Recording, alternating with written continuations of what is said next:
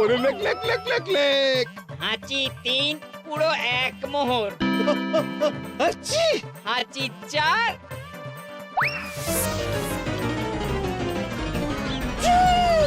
হাঁচি 5 লেখো।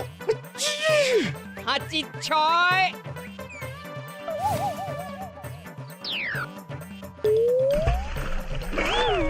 যা ঝাঁকি রে, শুনেছিলাম কৃষ্ণনগরের মন্ত্রীটা মাথা মোটা, প্রমাণ হয়ে গেল।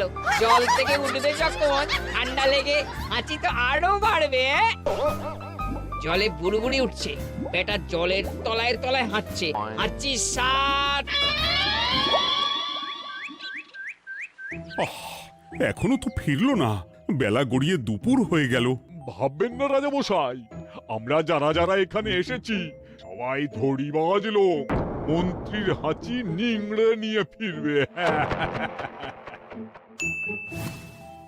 ছি ছি ছি ছি ছি ছি ছি ছি ছি। কি হলো গোপাল? আমরা কৃষ্ণনগরের প্রবাদ প্রতিম আতিথেয়তার অসম্মান করেছি মহারাজ। কেন? কিভাবে? কখন? এখন মহারাজ এখন এনারা সেই সুদূর মুর্শিদাবাদ থেকে এসেছেন, আর আমরা এতক্ষণ শুধু অন্য কথাই বলে চলেছি, এনাদের আপ্যায়নের ব্যবস্থা করিনি। তাই তো। মহারাজ আপনি ব্যস্ত হবেন না। এই কে আছো? শোনো, এদের রাজ অতিথিশালাতে থাকার বিশেষ ব্যবস্থা করো। এদের খাবার যাবে মহারাজের পাকশাল থেকে। এদের সব সুবিধে অসুবিধে দেখার জন্য দাস দাসী নিযুক্ত থাকবে।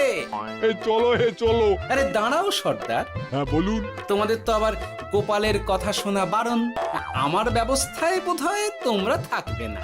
বাদ দিন তো, আসলে ভয় ছিল আপনার বুদ্ধিকে, আর ভয় নেই। কেমন আগু পিছু বিচার না করেই বলে ফেললেন এখানে কেউ হাঁচে না। বুঝে গেছি, আসলে গোপাল হলো গল্প। এ চলো হে চলো, ও বড্ড খিদে পেয়েছে। প্রহরী, এই সর্দারের দলের বাকি লোকগুলো এলে এদেরকেও অতিথিশালায় নিয়ে যেও। হ্যাঁ আচ্ছা। এ কি গোপাল, এই